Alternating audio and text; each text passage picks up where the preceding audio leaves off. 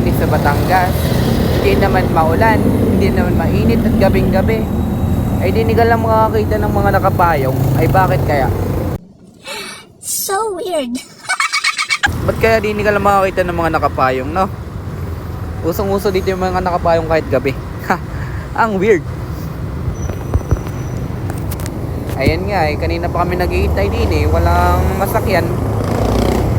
Bandang mga alas 6 pa, saktong alas 6 ay naghihintay na kami din ay wala pa kami masakyan, ano?